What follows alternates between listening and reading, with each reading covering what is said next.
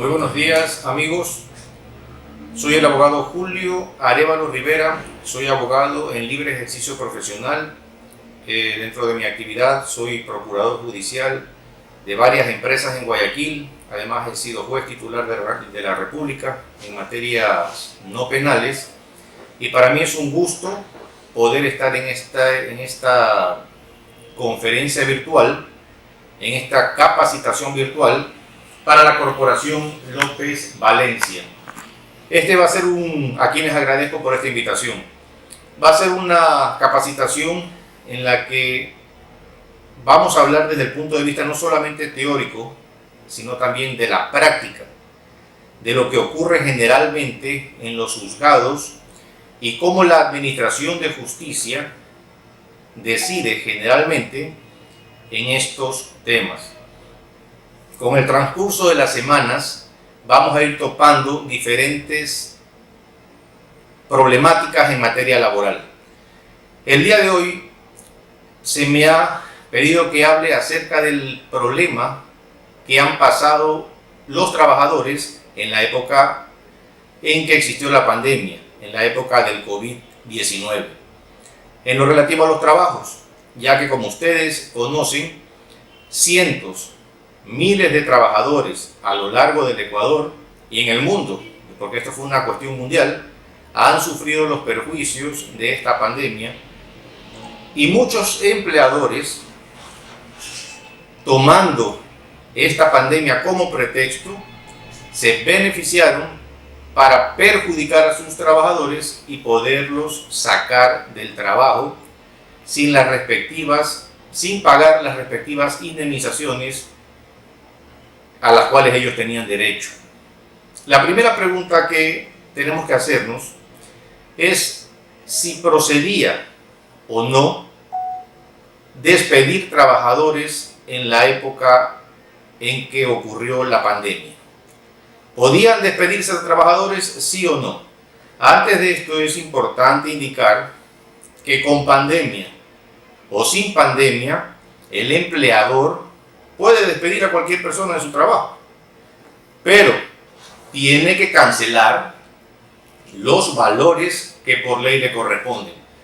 Si un empleador considera que un trabajador no está realizando las gestiones como corresponde, puede comparecer y separarlo del trabajo, claro, pero cancelando los valores que por ley le corresponden, encabezado por el despido intempestivo. Ahora bien, en época de pandemia, ¿qué sucedió? Que muchos empleadores, argumentando que sus ventas habían disminuido, comenzaron a despedir a los trabajadores sin cancelar las indemnizaciones a las que tenían derecho. Es decir, un trabajador que de pronto llevaba 15, 20 años, 12 años, de la noche a la mañana era notificado con que estaba separado de su lugar de trabajo y que solamente se le iban a cancelar los proporcionales de los décimos. Esto obviamente traía un malestar para el trabajador, pues, porque no era correcto que después de haber trabajado tanto tiempo para este empleador, solo reciba 100 o 200 dólares en calidad de compensación. Las compañías, muchas de ellas, por la pandemia, efectivamente disminuyeron sus ingresos. Pero para poder acogerse al articulado que permite solamente cancelar los décimos en las empresas, se tiene que cumplir un requisito muy importante, que es que esas compañías, además de bajar en sus ventas, tienen que terminar con la empresa. Se tiene que terminar la actividad empresarial. No existe un tipo de acción o un tipo de decisión laboral en el que solo se perjudica al trabajador y se beneficia a la empresa. No existe un caso fortuito o fuerza mayor que solo lo sufra la compañía, que lo sufra el trabajador y no lo sufra la compañía. Entonces, ¿qué es lo que dice la ley? Tanto la empresa que se quedó sin actividad como el trabajador tienen que sufrir en partes iguales los estragos de esta pandemia y los dos perder. Pero cuando la empresa disminuyó sus ventas, pero sigue trabajando, no procede argumentar la causal de caso fortuito o fuerza mayor para despedir a los trabajadores. Si esto ocurrió, lo que verdaderamente realizó la compañía mediante sus representantes legales fue un despido intempestivo y el trabajador tiene toda la posibilidad para comparecer ante la justicia y reclamar los valores que por ley le corresponden. Pues bien, una vez que el trabajador fue normal a realizar sus actividades normales a la empresa y recibe la noticia de que ha sido despedido, ¿qué es lo que corresponde en ese momento? El trabajador tiene que concurrir al Ministerio del Trabajo y dejar sentado por escrito la denuncia por despido intempestivo. Eso tiene que seguir un trámite administrativo que al final no va a lograr nada, pero sirve, eso sí, para ahondar dentro de las pruebas en un proceso legal para el cobro de los valores que por ley corresponden en contra de la compañía. Ahora bien, una vez que el trabajador es despedido, ¿solo procede el juicio o existe alguna forma alternativa que pueda solucionar el conflicto que se generó entre la empresa y el trabajador? Pues sí, existen otras vías antes de la instauración de un proceso para solucionar el problema que tiene pues el trabajador con su empleador.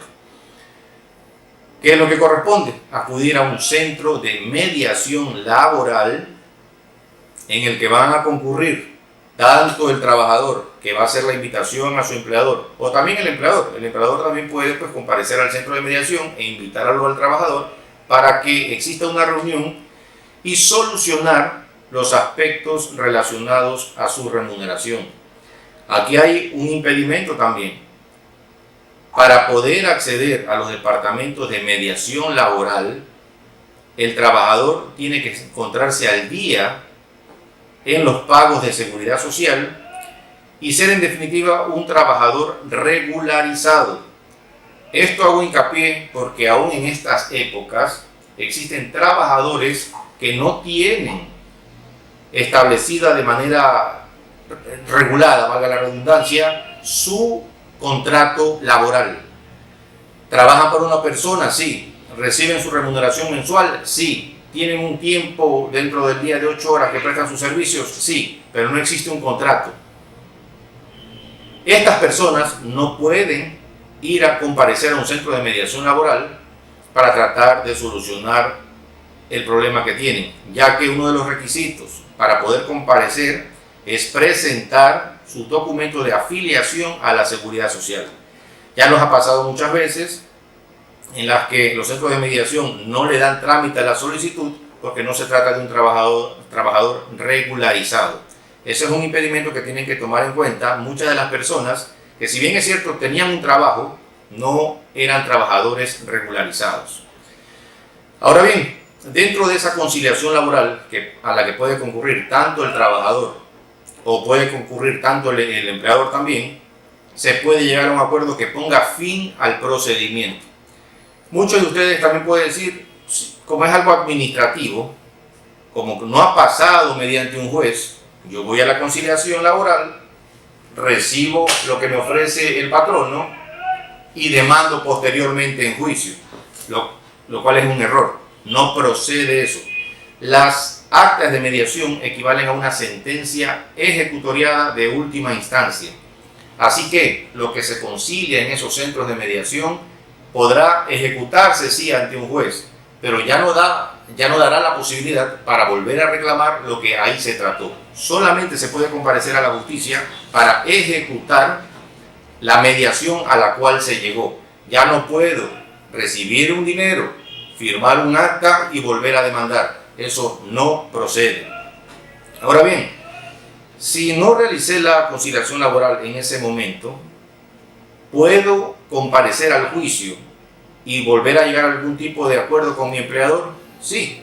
Actualmente, con el Código Orgánico General de Procesos, la conciliación puede ocurrir inclusive antes de sentencia. Es decir, puedo demandar, podemos comparecer al juicio, podemos hacer el anuncio de probatorio, podemos llegar a los alegatos y en la parte final, al momento antes de dictar sentencia, le puedo decir, señor juez, un segundo, he llegado a un acuerdo con mi trabajador, o señor juez, he llegado a un acuerdo con mi empleador, por lo que solicitamos que nos escuche y que se apruebe el siguiente acuerdo. La jueza tendrá la obligación de detener la audiencia y escuchar a las partes. Y si ese acuerdo no violenta el derecho de los trabajadores, podrá darle paso y habrá terminado esa causa. Antes del término de prueba y estando ya en el proceso, la jueza también invitará a las partes para que concilien y se trate de solucionar ese procedimiento de forma amigable. Es decir, que si no lo hicieron antes del proceso, pueden hacerlo dentro del proceso ya iniciado. Actualmente el Código General de Proceso se fundamenta mucho en la solución alternativa de conflictos. Inclusive dentro de los procesos, repito, pueden llegarse a conciliaciones que eviten dilatar la prosecución de los mismos, que eviten el gasto de recursos del Estado, que hagan posible que los jueces vayan a otras causas en las cuales existen conflictos más grandes y sobre todo que en el conflicto en particular las partes puedan acordar y dar por saldada la situación.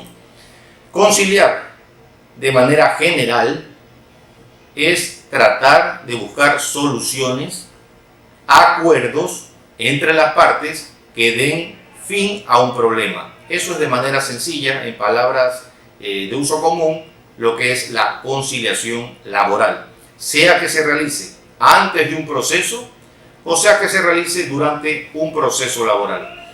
Además, este tipo de conciliaciones no solamente proceden en materia laboral, inclusive en causas civiles y en una que otra causa penal, no en todas las causas penales. Hay ciertas causas penales que procede que exista acuerdo entre las partes y que den terminada pues ese tipo de proceso.